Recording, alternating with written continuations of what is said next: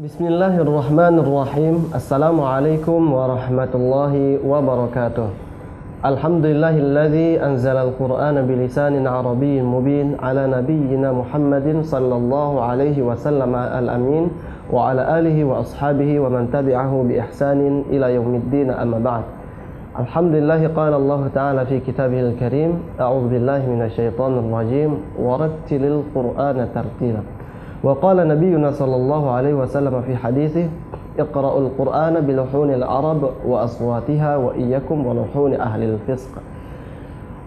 Pemirsa Insan TV, semoga Allah Subhanahu wa taala muliakan kita dengan Al-Qur'an. Alhamdulillah, pada sesi kali ini Allah pertemukan kita kembali dalam keadaan insyaallah sehat walafiat, dalam keadaan masih Allah berikan kepada kita kekuatan, kenikmatan dan juga kesehatan. Maka patut kiranya kita bersyukur terlebih dahulu dan selalu meningkatkan kesyukuran kita pada Allah atas semua nikmat yang masih dan senantiasa Allah tetapkan bagi kita semuanya. Maka di antara bentuk kesyukuran adalah kesyukuran dengan lisan, yaitu dengan mengucapkan kalimat hamdalah, alhamdulillahi rabbil alamin. Kemudian kita berselawat kepada Rasulullah SAW sebagai suri tauladan dan juga sebagai penunjuk jalan kita, di mana beliau yang telah menunjukkan kita dari jalan yang tidak tahu apa-apa hingga kita mengetahui ilmu pengetahuan yang luar biasa, di mana beliau membawa satu kitab pegangan dan juga satu kitab petunjuk yang di dalamnya mengandung hidayah, petunjuk bagi siapa yang ingin berpegang teguh dengannya, yaitu Al-Quran Karim. Dan di antara perintahnya dengan adanya Al-Quran adalah mempelajari, mentadabburi dan mengamalkan isi-isi kandungan dari Al-Quran. Maka saat ini keberadaan kita adalah dalam rangka mempelajari salah satu perintah di antara perintah Rasulullah, yaitu mempelajari Al-Quran. Karena itu Rasulullah pun memuji orang-orang yang seperti ini, orang yang mempelajari Al-Quran. Khairukum man ta'allama Al-Quran wa 'allamah. Sebaik-baik kalian adalah yang mempelajari Al-Quran dan mengajarkannya. Nah, pembahasan kita kali ini insyaallah kita akan membahas tentang makharijul huruf atau tempat-tempat keluar huruf. Dan biidznillah semoga ini menjadi pembahasan yang sistematis dan kita akan membahas makhraj per makhraj. Jadi bagi Anda semuanya pemirsa dimanapun Anda berada yang haus akan ilmu Al-Quran Karim, ilmu qiraah, yang ingin terus meningkatkan kualitas bacaannya, maka ikuti terus bersama kita insyaallah. Setiap kita akan menampilkan atau akan menayangkan per episode di dalam judul atau dalam tema makharijul huruf ini. Dan sebelum kita beranjak kepada makhraj pokok pembahasan intinya, perlu kita ketahui dulu kenapa kita belajar makharijul huruf. Bukankah kita sudah bisa baca Quran sejak kecil? Iya, jawabannya mungkin iya. Mungkin banyak sekali ya di antara kita atau mayoritas semuanya sudah mampu bisa baca Quran sejak kecil. Namun sedikit atau hanya sebagian saja yang sadar ternyata bacaan kita tidaklah memenuhi standar yang diinginkan atau sesuai yang diturunkan oleh Allah Subhanahu wa taala dan sesuai yang dibaca oleh Rasulullah SAW kepada para sahabatnya. Karena baca Al-Quran mempunyai lahjah, mempunyai maqam dan juga mempunyai makharij serta sifat-sifatnya sendiri. Tidak seperti kita mengucapkan bahasa Indonesia asal ucap. Karena di dalam bahasa Arab kita ketahui adalah bahasa yang penuh dengan fasahah ya, wal balaghah, bahasa yang fasih diucapkan. Dan untuk fasih bacaannya maka huruf-hurufnya harus benar ketika mengucapkan huruf tersebut. Nah, hal ini kita berangkat dari sebuah firman Allah, warattilil Qur'ana tartila, sebagaimana yang saya bacakan tadi ketika muqaddimah, yaitu bacalah Al-Quran ya, warattilil Qur'ana tartila, dan bacalah Al-Quran dengan tartil, perintah Allah Subhanahu wa taala. Di antara para sahabat ada yang bertanya kepada sahabat Ali radhiyallahu an, apa yang dimaksud dengan tartil? Kemudian Ali menjawab, tartil adalah tajwidul huruf wa ma'rifatil wuquf. Tartil adalah membaguskan setiap hurufnya dan mengetahui waqaf-waqafnya, tanda-tanda waqafnya. Jadi perintah membaguskan huruf-huruf bacaan Al-Quran adalah perintah yang termaktub, yang terkandung di dalam Al-Quran. Allah sendiri memerintahkan dan Rasulullah menegaskan dalam banyak hadisnya, seperti tadi kita bacakan iqra'u, ya, misalnya iqra'ul Quran, ya, atau bacalah Al-Quran dengan biluhunil Arab, dengan lahannya orang Arab, wa iyyakum waluhuni ahlil fisq, dan hati-hati dengan nada-nada, ya, ahli orang-orang fasik, ya. Ya, seperti itu, dan banyak sekali perintah-perintah lain yang kita dapatkan, baik itu dari Nabi, dari para sahabat, kemudian asar-asar para sahabat, ataupun dari perkataan para ulama, ataupun dari ulama-ulama qiraah sendiri. Maka berangkat dari situ, kita akan mencoba masuk ke dalam pembahasan kali ini, yaitu pembahasan makharijul huruf.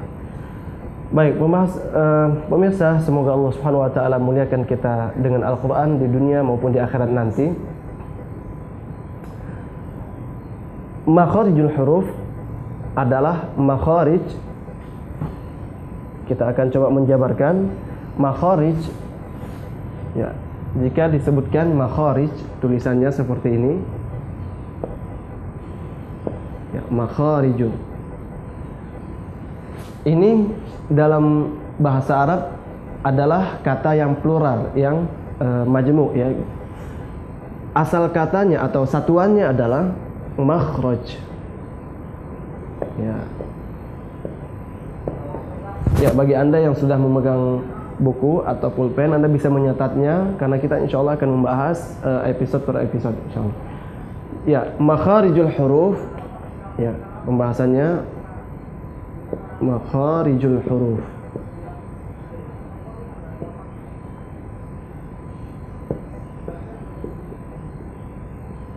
Makharijul huruf fi, ya.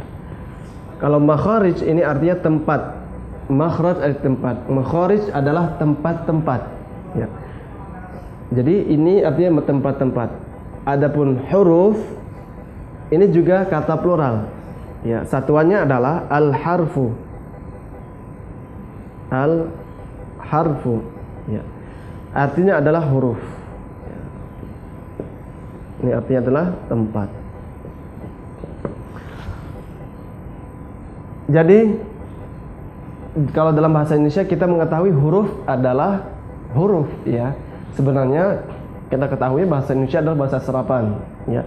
Dan huruf itu serapan dari bahasa Arab, ya. Sedangkan bahasa Arab huruf artinya adalah huruf-huruf, banyak huruf, ya.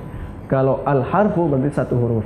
Nah, makharijul huruf berarti tempat-tempat keluar huruf, ya. Tempat-tempat keluar huruf. Tempat-tempat keluar huruf, makharijul huruf.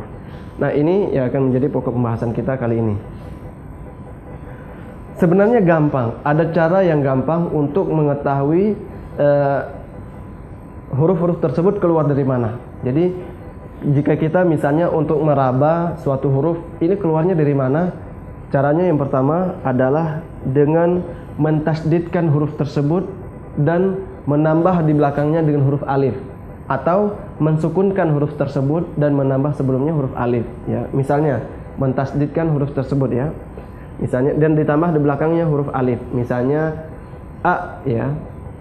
Nah, ini huruf alif. Kemudian ini huruf alif dan hurufnya hamzah, ya. A.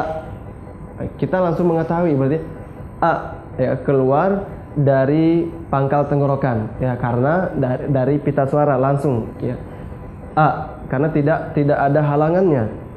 Misal kita contoh yang kedua, ya, kita tambah huruf hamzah sebelumnya dan kita sukunkan huruf berikutnya. Ab, ya, ba misalnya. Ab, kita langsung mengetahui, ya, karena mulut kita langsung terkunci, ya. Ba, ya, ab, ya, seperti itu. Atau cara yang kedua adalah dengan ditasdidkan huruf tersebut dan ditambah huruf hamzah, ya. A misalnya, ya. A. Atau yang kedua,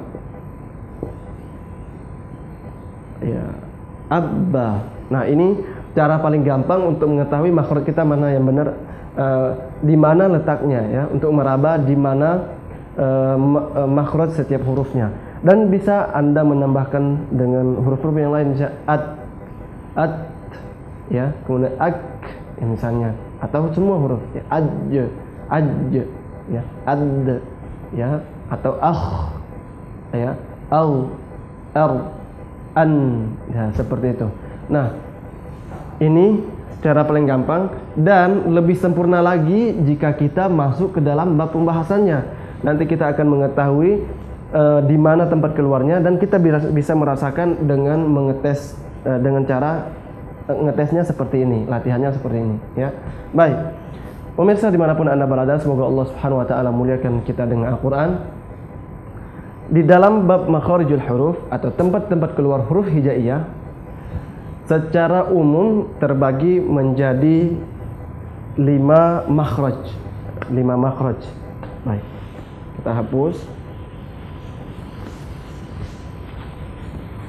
Ya.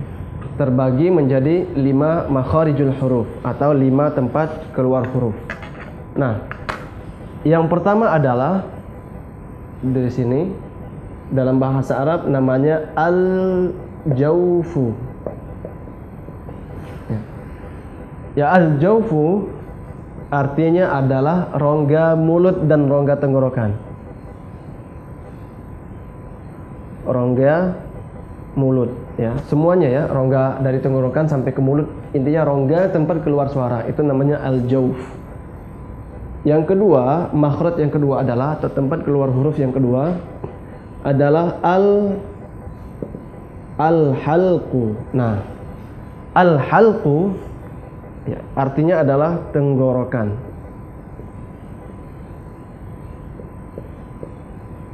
Atau kadang kita menyebutkan kerongkongan. Dan yang ketiga adalah al-lisanu, ya, al-lisanu atau lidah.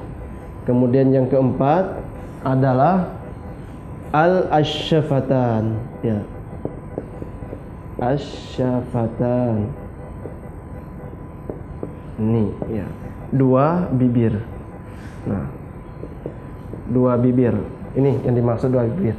Ya, tenggorokan berarti di dalam leher ya, bukan lehernya tapi di dalam ini bagian lehernya, di dalam leher. Kemudian lidah, ya, lidah kita dari pangkal lidah sampai ke ujung lidah. Nanti kita akan mengetahui pembahasan pembagian leher, ya, ada awal, ada pangkal, ada tengah, ada akhir, ujung. Kemudian pembagian lidah, ya, nanti ada 5 pembagian. Kemudian bibir ada 2. Kemudian yang terakhir adalah al-khayshum, ya,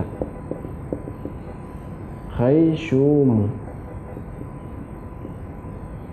Al-khayshum adalah rongga hidung. Nah, pembahasan makharijul huruf hanya seputar ini saja, seputar huruf-huruf yang keluar dari rongga mulut dan tenggorokan, huruf yang keluar dari tenggorokannya sendiri, kemudian huruf yang keluar dari lidah, ya, huruf yang keluar dari bibir, dan huruf yang keluar dari hidung. Setelah kita mengetahui ini, nanti baru kita pakai dalam metode latihannya bagaimana. Baik, kita insyaallah akan membahas ini secara detail atau satu persatu. Baik, perlu diketahui pertama bahwa ini adalah secara umum, ya.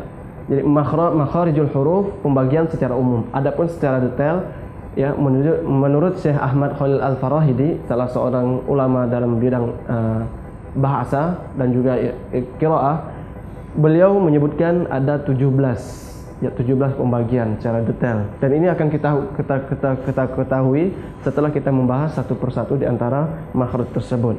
Baik, kita hapus dan kita akan membahas makhraj yang pertama di antara makharijul huruf, yaitu al-jawfu. Baik, ya, al-jawfu atau rongga mulut dan tenggorokan. Jadi dari di dalam nih, tenggorokan sampai keluar ke mulut, tempat kita mengeluarkan suara. Al-jawfu, huruf-hurufnya adalah, biar gampang diingat, adalah huruf mat, ya. Nah, huruf mat. Jadi kalau ditanya al-jawfu hurufnya apa? Huruf mat. Nah, Huruf mad itu apa? Karena ini akan dibahas nanti lagi di pembahasan mad. Jadi terus ikut, insya Allah kita akan sampai di babnya sendiri. Ya, maka kadang-kadang ini dia tidak memiliki huruf sendiri, tapi dia meminjam huruf lain agar berbunyi menjadi huruf jauh. Ya. Nah, huruf mad apa aja? Huruf mad ada alif sukun, waw sukun, ya sukun. Nah, alif sukun didahului dengan fathah, waw sukun didahului dengan harokat dhammah, kemudian ya sukun didahului dengan harokat kasroh. Contohnya seperti apa? Kita lihat seperti ini. Ya, misalnya qala. Nah, ini alif di sini sukun. Sebelumnya berharokat fathah. Jadi qa dibaca 2 harokat. Qala biasanya tidak dikasih tanda in mati bulat, tapi tetap dibaca sukun. Tapi biasanya ada ditulis sebagian. Kemudian untuk waw sukun sebelumnya didahului dengan dhammah. Ya, tinggal kita ganti. Ya, qulu. Nah, qa, qu. Ya. Nah, kemudian ya sukun sebelumnya kasroh. Contohnya adalah qila. Nah, ini ya sukun sebelumnya harokatnya adalah kasroh. Baik. Ini contoh satu persatu. Adapun secara keseluruhan ada satu contoh yang digabungkan dan itu bisa kita dapatkan di dalam firman Allah Subhanahu wa taala di dalam surah Hud ayat 49. Ya, Anda bisa cek di dalam surat Hud ayat 49 ada bunyinya di tengah-tengah ayat seperti ini. Nuhiha. Nah, nuhiha.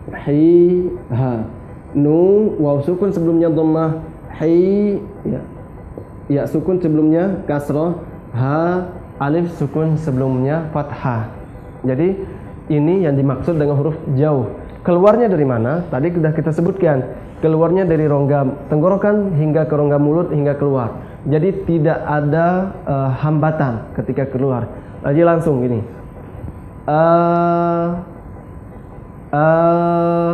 Dari tempat keluar suara, pita suara, dari tempat keluar suara langsung dia keluar membuka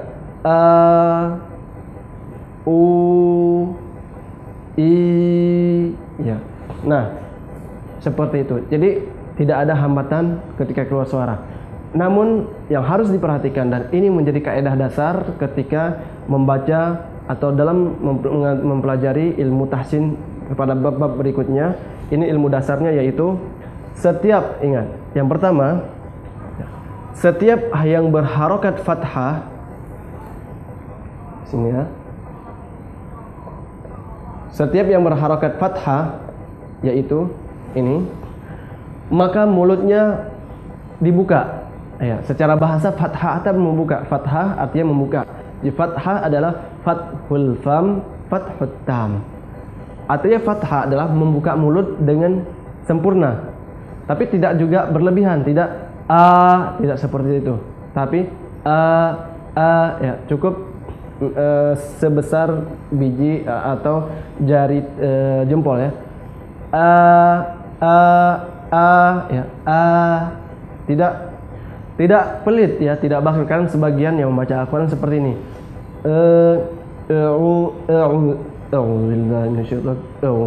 Ini salah. Secara makharijul huruf, secara tajwid ini salah ya.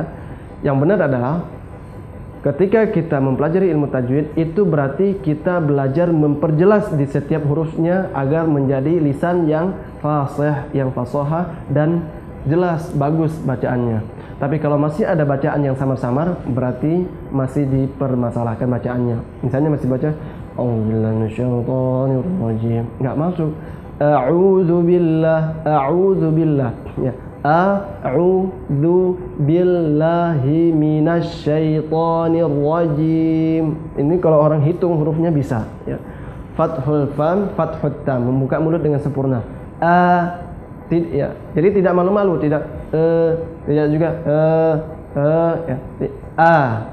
Ya, hanya ada 3 vokal dalam bahasa Arab. Yang kedua tadi ini dhammah namanya. Ya, Dhummatun. Harokatnya adalah seperti ini. Dibaca nah. Dhammah artinya adalah mengumpulkan. Maksudnya apa? Ketika membaca harokat dhammah, maka mulut dikumpulkan, dimonyongkan, ya. Ya, seperti itu. Dan monyongnya sempurna, tidak setengah-setengah, tidak a'udzubillah, tidak seperti itu, tapi sampai monyong membentuk bulatan kecil. Jadi kedua bibir monyong, ya, membentuk bulatan kecil, ya, seperti ini. Ya, seperti itu. Ya,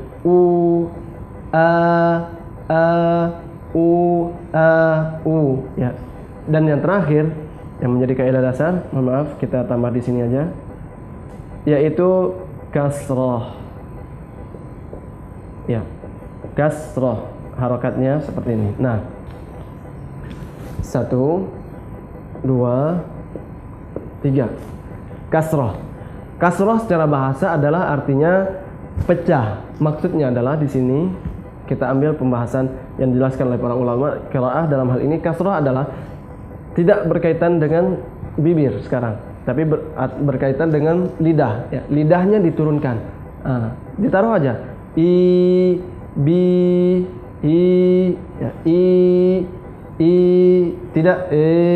tidak samar, tapi hanya ada 3. Jadi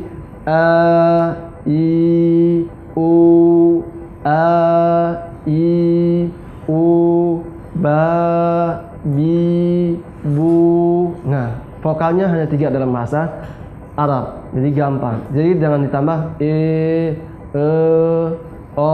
tidak ada o dalam bahasa Arab. Ingat, tidak ada o. Ini banyak sekali kesalahan-kesalahan yang kita dapatkan mengucapkan o, ya. Apalagi pada huruf-huruf tafkhim, huruf yang tebal, ya. Misalnya to menjadi to, salah, ya. Atau huruf i menjadi enggak ada Jadi jelas setiap huruf. Ini menjadi kaidah dasar di pembahasan kita dalam makhwarijul huruf. Baik, alhamdulillah. Baik, pemirsa Insan TV, semoga Allah Subhanahu wa taala muliakan kita dengan Al-Qur'an, dan juga pemirsa Insan Qur'ani TV dimanapun Anda berada. Alhamdulillah, pembahasan kali ini pada episode yang pertama kita telah membahas tentang makhrajul jauf atau tempat keluar huruf yang dari tenggorokan, rongga mulut dan rongga tenggorokan. Insyaallah pada episode berikutnya kita akan mempelajari tempat keluar huruf pada rongga atau pada rongga tenggorokan, ya, pada tenggorokannya sendiri. Bismillah. Baik, alhamdulillah kita tiba di sesi yang terakhir ini. Sebelum kita melanjutkan ke sesi berikutnya, kita meminta maaf jika terdapat kesalahan selama penyampaian materi. Semoga ini bisa menjadi materi, bisa menjadi panduan bagi siapapun yang ingin mempelajari Al-Quran, yang ingin belajar fasihah dalam belajar Al-Quran. Ini bisa menjadi patokan dan panduan bagi Anda semuanya, dan terus bersama kami. Insyaallah kita akan bersama-sama mempelajari dan memperdalam kembali ilmu qiraah atau Al-Quran ini. Baik, saya sebagai pemandu program ini dan kru Insan TV yang bekerja, kami minta maaf jika terdapat kesalahan. Kemudian kami minta ampun pada Allah Subhanahu wa taala atas setiap kesalahan tersebut. Dan pada akhirnya kita tutup sesi kali ini dengan membaca doa kafaratul majlis. Subhanakallahumma wa bihamdika asyhadu an la ilaha illa anta astaghfiruka wa atubu ilaik. Assalamualaikum warahmatullahi wabarakatuh. Lama ya? Enggak ya? Setengah jam.